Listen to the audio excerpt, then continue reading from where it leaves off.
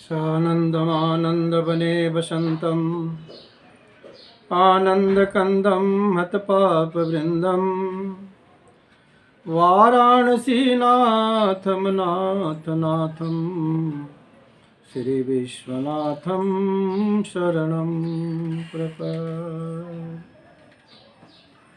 ज्योतिष शास्त्र के अनुसार फाल्गुन शुक्ल पक्ष की 10वीं तिथि, दिन गुरुवार, आर्द्रा नक्षत्र, आयुष्मान योग, कुंभ राशि का सूर्य, मिथुन राशि का चंद्रमा एवं मीन राशि का बृहस्पति है। आज भद्रा रात्रि के 8:47 से प्रारंभ हो रहा है, जिसमें शुभ कार्य वर्जित रहते हैं। लेकिन एक विजय योग, जिसको आई योग के नाम से जानते हैं, सभी प्रकार के सिद्धि को देने वाला सर्वार्थ सिद्धि योग की शुरुआत दिन के 1:50 से हो रही है और रवि योग की समाप्ति दिन के 1:50 में हो रही है।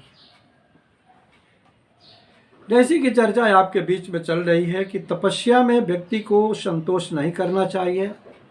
कड़ी मेहनत करने में, कठिन परिश्रम करने में कभी किसी को संतुष्ट नहीं होना चाहिए।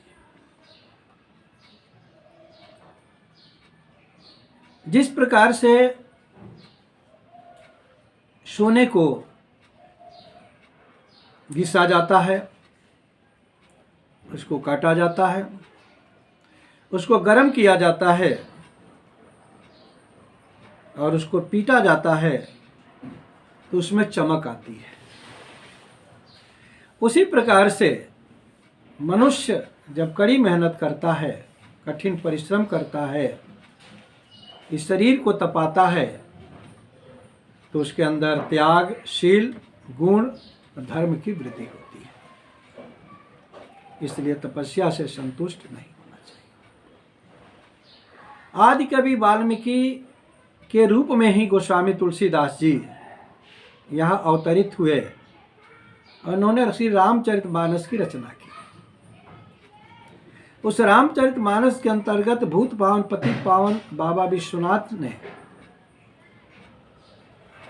पार्वती से तपस्या के महत्व को बताते हुए कहा है कि तपयधार सब सृष्टि भवानी।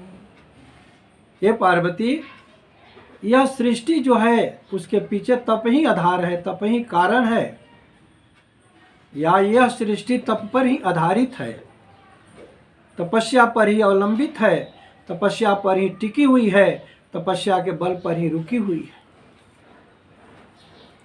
कोई लौकिक दृष्टि से तपस्या करके इस लोक में सुख, शांति, समृद्धि, स्वस्थता और सफलता को प्राप्त करता है और ऐसा गृहस्थ आश्रम में किया जाता है। और कुछ यहीं पर लोग पारलौकिक दृष्टि से सुख, शांति, समृद्धि, सफलता को प्राप्त करने के लिए तपस्या करते हैं। जैसे संत महात्मा हो गए, ऋषि मुनि हो गए, साधक हो गए, जंगलों में जाकर घर का त्याग करके वो तपस्या करते हैं। उनकी भी तपस्या होती है, वह पारलौकिक होती है। तपस्या होनी चाहिए, चाहे जिस किसी विधि से हो।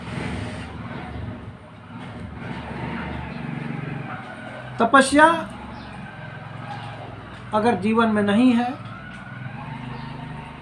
तो जीवन यह बेकार है, निरर्थक है। जिस प्रकार से चाबी वाली घड़ी में अगर एक बार चाबी दे दिया जाता है तो घड़ी 24 घंटा बिल्कुल अनवरत चलती है, कहीं रुकती नहीं है, कहीं दिक्कत नहीं होती। उसी प्रकार से अगर हफ्ते में एक दिन अगर व्रत किया जाए, उपवास किया जाए, तो यह शरीर रूपी यह घड़ी भी अनवरत 1 हफ्ते तक चलेगी। इसमें कहीं रुकावट नहीं आएगी, कोई दिक्कत नहीं आएगी। व्रत भी व्रत जैसा होना चाहिए, उपवास भी उपवास जैसा होना चाहिए। अगर संभव हो तो गर्म पानी पी करके 24 घंटा व्रत उपवास करना चाहिए, अर्थात सादा पानी पीकर करना चाहिए। अगर वैसा संभव नहीं हो, 1-2 बार थोड़ा सा दूध लेकर उपवास या व्रत करना चाहिए। अगर वो भी संभव नहीं हो, 1 बार या 2 बार कुछ फलाहार करके करना चाहिए। लेकिन आजकल व्रत की विधि ही बदल गई है। व्रत रहना होता है, एक हफ्ता पहले ही उसका प्रोग्राम बनता है, सुबह में ये लेना है, दोपहर में ये लेना है, शाम को ये लेना है, इस समय पकौड़ी खानी है, इस समय फल खाना है, इस समय मीठा खाना है। तो व्रत करना, उपवास करना भी एक तपस्या है, लेकिन आजकल ये तपस्या हो नहीं पा रही है।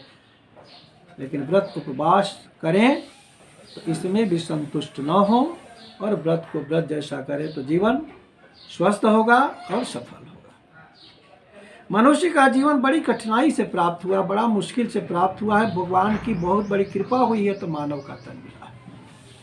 अगर मानव का तन प्राप्त करके भी अगर जीवन में विद्या नहीं हुई, तपस्या नहीं हुई, दान नहीं हुआ, शील नहीं आया, गुण नहीं आया, धर्म नहीं हुआ, तो यह जीवन, यह शरीर भी इस पृथ्वी का बोझ ही होगा। और जिस तरह से मृग विभिन्न जगह का भ्रमण करता है, वैसे ही हम बोझ स्वरूप इस संसार का विचरण करेंगे, ऐसा हमारे शास्त्र में प्रमाण देता है। ये शाम न विद्या न तपो न दानम, ये शाम न विद्या न तपो न दानम, न चापि शीलम न गुणो न धर्म, ते मर्तलोके भुवि भारभूता, मनुष्य रूपेण मृगा चरन्ति। इन्हीं शब्दों के साथ अगर आपको जन्म कुंडली बनवानी हो, जन्म कुंडली दिखवानी हो, आप मेरे मोबाइल नंबर से भी संपर्क कर सकते हैं। व्हाट्सएप नंबर पे भी date of birth, timing, birth place भेज करके कर सकते हैं।